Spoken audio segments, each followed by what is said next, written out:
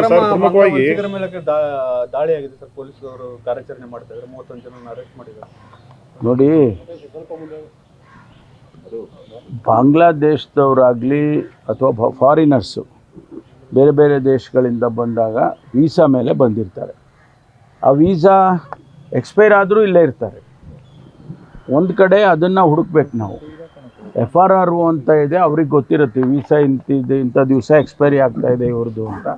ಅವರು ವಾಪಸ್ ಹೋಗಿರೋದು ರೆಕಾರ್ಡ್ ಇರೋದಿಲ್ಲ, ಇಮಿಗ್ರೇಷನಲ್ಲಿ ರೆಕಾರ್ಡ್ ಇರೋಲ್ಲ. ಅಂದರೆ ಅವ್ರು ಇಲ್ಲೇ ಇದ್ದಾರೆ, ಅವ್ರನ್ನ ಹುಡುಕುವಂಥದ್ದು ಒಂದು ಕೆಲಸ. ಎರಡನೇದು, ಅಕ್ರಮವಾಗಿ ಬಾಂಗ್ಲಾದೇಶದವರು ಇತ್ತೀಚೆಗೆ ಹೆಚ್ಚು ಜನ ಬಂದಿದ್ದಾರೆ ಅಂತೇಳಿ ಸದನದಲ್ಲೆಲ್ಲ ಭಾಳ ದೊಡ್ಡ ಚರ್ಚೆ ಆಗಿದೆ. ಅದಕ್ಕೆ ನಾನು ಕೂಡ ಉತ್ತರ ಕೊಟ್ಟಿದ್ದೇನೆ. ನಾವು ಹುಡುಕ್ತೀವಪ್ಪ ಎಲ್ಲಿ ಅವರು ಇದ್ದಾರೆ. 20 ಲಕ್ಷ ಇದ್ದಾರೆ, 15 ಲಕ್ಷ ಇದ್ದಾರೆ ಅಂತೆಲ್ಲ ವಿರೋಧ ಪಕ್ಷದವರು ಚಾರ್ಜ್ ಮಾಡಿದರು. ಅದಕ್ಕೆ ನಾನು ಒಂದು ಆಂದೋಲನ ಮಾಡಿ ಇಡೀ ರಾಜ್ಯದಲ್ಲಿ ಎಲ್ಲ ಡಿಸ್ಟ್ರಿಕ್ಟ್ಗಳಿಗೂ ಸೂಚನೆ ಕೊಟ್ಟು, ಯಾರ್ಯಾರು ಬರೀ ಬಾಂಗ್ಲಾದೇಶದವರು ಅಂತ ಅನ್ನೋದು ಬೇಡಪ್ಪ, ಯಾರ್ಯಾರು ಫಾರಿನರ್ಸು ಅವರ ವೀಸಾ ಎಕ್ಸ್ಪೈರಿ ಆದಮೇಲೂ ಇಲ್ಲಿ ಉಳ್ಕೊಂಡಿದ್ದಾರೆ ಹುಡುಕಬೇಕು ಅಂತೇಳಿ ಒಂದು ಇನ್ಸ್ಟ್ರಕ್ಷನ್ಸನ್ನು ಕೊಟ್ಟಿದ್ದೇನೆ. ಅದಕ್ಕಾಗಿ ಈಗ ಬೆಂಗಳೂರಿನಲ್ಲಿ ಹೆಚ್ಚಿದ್ದಾರೆ ಅಂತೇಳಿ ಬೆಂಗಳೂರಿನಲ್ಲಿ ಅನಧಿಕೃತವಾಗಿ ಯಾರಿದ್ದಾರೆ ಅಂತ ಹೇಳಿ ಅದನ್ನು ಹುಡುಕ್ತಾ ಇದ್ದೀವಿ. ಮತ್ತು ಅವರಿಗೆ ID ಕಾರ್ಡ್ ಮಾಡ್ಕೊಂಡಿದ್ದಾರೆ, ಅವರಿಗೆ ಇದೆಲ್ಲ ಕಾರ್ಡ್ಸು ಇವೆಲ್ಲ ಮಾಡ್ಕೊಂಡಿದ್ದಾರೆ, ಐಡೆಂಟಿಟಿ ಕಾರ್ಡ್ಸ್ ಎಲ್ಲ ಅಂತ ಹೇಳಿ ಹೇಳ್ತಿದ್ರು.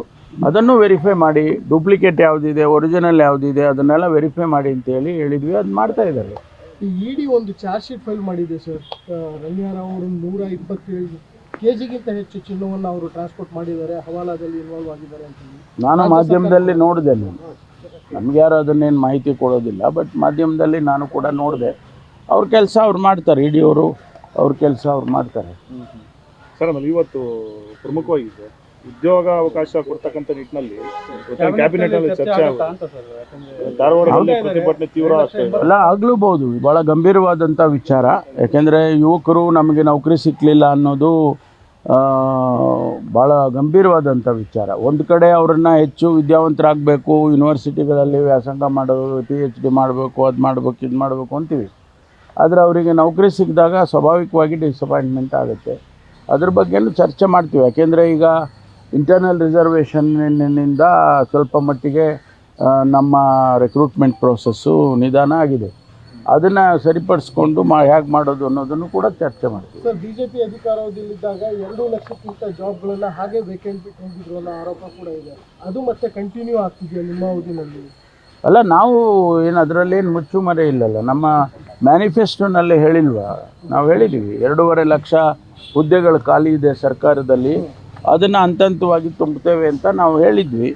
ಅದನ್ನು ಈಗ ಪ್ರಾರಂಭ ಮಾಡಿದ್ದೀವಿ. ಈಗಾಗಲೇ ಭಾಳಷ್ಟು ಜನನ ರಿಕ್ರೂಟ್ಮೆಂಟ್ ಮಾಡಿಬೇಕು 2.5 ವರ್ಷದಲ್ಲಿ. ಆದರೆ ಈ ಮಧ್ಯದಲ್ಲಿ ಇಂಟರ್ನಲ್ ರಿಸರ್ವೇಷನ್ನು ಇವೆಲ್ಲ ಬಂದ ಮೇಲೆ ಸ್ವಲ್ಪ ಸ್ಥಗಿತ ಆಗಿತ್ತು. ಅದನ್ನು ಮುಂದುವರಿಸ್ತಾರೆ. ಈಗ ನಮ್ಮ ಇಲಾಖೆಯಲ್ಲೇ ನಾನು ಹೇಳಿದೆ ನೆನ್ನೆ ದಿವಸ 17,000 ಹುದ್ದೆ ಖಾಲಿ ಇದೆಯಪ್ಪ ನಮ್ಮಲ್ಲಿ. ಈಗಾಗಲೇ ನಮಗೆ ಅನುಮತಿಯನ್ನು ಕೂಡ ಕೊಟ್ಟಿದ್ದಾರೆ ನೋಟಿಫಿಕೇಷನ್ ಮಾಡೋದಕ್ಕೆ. ಅದನ್ನು ನೋಡ್ಕೊಂಡು ಮಾಡ್ತೀವಿ. ಗ್ಯಾರಂಟಿಗಳು ಹೊರೆ ಆಗ್ತಿದೆ ಅಂತ ಸರ್ ನಿನ್ನೆ DK ಶಿವಕುಮಾರ್ ಅವರು ಕೂಡ ಮಾತನಾಡಿದ್ದಾರೆ. ಗ್ಯಾರಂಟಿಗಳು ಹೊರೆ ಆಗ್ತಿದೆ ಅಂತ.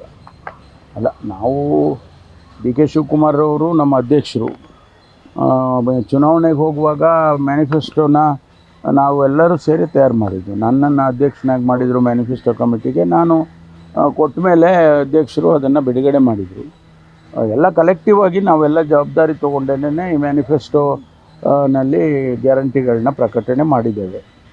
ಅವರಿಗೆ ಈಗ ಅನಿಸಿರ್ಬೋದು, ಅವರಿಗೆ ಅನೇಕ ವಿಷಯಗಳು ನಮಗೆ ಗೊತ್ತಿಲ್ಲದೆ ಇರೋದು ಅವ್ರಿಗೂ ಗೊತ್ತಿರುತ್ತೆ. ಹಾಗಾಗಿ ಹಂಗೆ ಅನಿಸಿರ್ಬೋದು. ಸರ್, ಅವಾಗ ಚರ್ಚೆ ಮಾಡುವಾಗ ಇದೆಲ್ಲ ಗೊತ್ತಿತ್ತಲ್ವ ಸರ್, ಈ ಥರದ್ದು ಆಗುತ್ತೆ, ಹಣ ಇಷ್ಟು ಖರ್ಚಾಗುತ್ತೆ ಅನ್ನೋಂಥದ್ದು. ಈಗ ಈ ಸಂದರ್ಭದಲ್ಲಿ ಹೇಳೋಂಥ ಅವಶ್ಯಕತೆ ಏನು? ಇಲ್ಲ, ಅವರ ಅಭಿಪ್ರಾಯ ಹೇಳಿದ್ದಾರೆ, ನೋಡೋಣ, ಚರ್ಚೆ ಮಾಡ್ತೀವಿ. ಅವರು ಈಗ ಅಧ್ಯಕ್ಷರೇ ಇದ್ದಾರೆ ಈಗಲೂ ಕೂಡ. ಅವತ್ತು ಅಧ್ಯಕ್ಷರಿದ್ದರು, ಇವತ್ತು ಅಧ್ಯಕ್ಷರಿದ್ದಾರೆ. ಈಗ ಇದನ್ನು ಸಾಲ್ವ್ ಯಾರು ಮಾಡಬೇಕು? ಮುಖ್ಯಮಂತ್ರಿಗಳು, ಅಧ್ಯಕ್ಷರು ಮತ್ತು ನಾವುಗಳು ಎಲ್ಲ ಸೇರಿ ಮಾಡಬೇಕಲ್ಲ. ಅದು ಏನು, ಅದು ಅಧ್ಯಕ್ಷರಾಗಿ ಉಪಮುಖ್ಯಮಂತ್ರಿಗಳಾಗಿ ಅವರೇನು ನಮಗೆ ಸೂಚನೆಗಳನ್ನು ಕೊಡ್ತಾರೆ, ಅದನ್ನು ಪರಿಗಣಿಸ್ತೇವೆ. ಆಮೇಲೆ ಸರ್, ಫೈನಾನ್ಷಿಯಲಿ ಸ್ಟೇಬಲ್ ಇರೋರು ಈ ಫ್ರೀ ಬೇಸ್ನೆಲ್ಲ ವಾಲಂಟಿಯರಾಗಿ ತಗೊಳ್ಬೇಡಿ ಅಂತ CM ಅವರು ಕೂಡ ಮನವಿ ಮಾಡ್ತಿದ್ದಾರೆ. ರಾಜ್ಯ ಸರ್ಕಾರ ಈ ಮಟ್ಟಿಗೆ ಬಂದ್ಬಿಡ್ತಾ ಅಂತ ಸರ್. ಅಲ್ಲ, ಅದು ಅವರಿಗೆ ನೋಡಿ, ನಾವೇನು ಮಾಡೋದು ಅಂದರೆ ನಾವು ಕ್ಲಾಸಿಫಿಕೇಷನ್ ಮಾಡೋದು ಬೇಡ. ಅವ್ರ ಹತ್ರ ಹಣ ಇದೆ ಇವ್ರ ಹತ್ರ ಇಲ್ಲ, ಆ ಥರ ನಾವು ಡಿಫ್ರೆನ್ಷಿಯೇಷನ್ ಮಾಡೋದು ಬೇಡ. ಎಲ್ಲರಿಗೂ ಒಂದಂತ ಮಾಡಿದ್ರೆ ಯಾರು ಇರೋರು ತೊಗೊಳ್ಳೋದಿಲ್ಲ ವಾಲಂಟ್ರಿಯಾಗಿ. ಅವ್ರು ಯಾರು ಹಣವಂತರು ಯಾರು ತೊಗೊಳ್ತಾರೆ ಅಂತೇಳಿ ಆ ಅರ್ಥದಲ್ಲಿ ನಾವು ಮಾಡಿದ್ದೆವು. ಈಗ ಕೆಲವರು ಅದೆಲ್ಲ ಏನು ನಮಗೂ ಕೊಡಿ ಇದ್ರೂ ನಮ್ಗೆ ಕೊಡಿ ಅನ್ನೋ ಥರ ಆಗಿಬಿಟ್ಟಿದೆ. ಈಗ ನಾವೆಲ್ಲ ನಮ್ಮ ಊರುಗಳಲ್ಲೆಲ್ಲ ನಾವು ನೋಡ್ತೀವಿ, ಯಾರು 100 ಎಕರೆ ಜಮೀನಿರೋರು ಕೂಡ 2,000 ರೂಪಾಯಿ ತೊಗೊಳ್ತಾರೆ. ಆ ಥರದಲ್ಲಿ ನಾವು ಏನು ಅವರಿಗೆ ಡಿಫ್ರೆನ್ಷಿಯೇಟ್ ಮಾಡೋಕ್ಕಾಗಿಲ್ಲ. ಆ ಅರ್ಥದಲ್ಲಿ ಮುಖ್ಯಮಂತ್ರಿಗಳು ಹೇಳಿರ್ಬೋದು ಅಷ್ಟೇ. ಈಗ ಹಿಂದೆ ತಮ್ಗೆ ಗೊತ್ತಿದೆ, ಆಲ್ ಇಂಡಿಯಾದಲ್ಲಿ ಗ್ಯಾಸ್ ಸಿಲಿಂಡರ್ಸನ್ನು ವಾಪಸ್ ಕೊಟ್ಟರು ಭಾಳ ಜನ.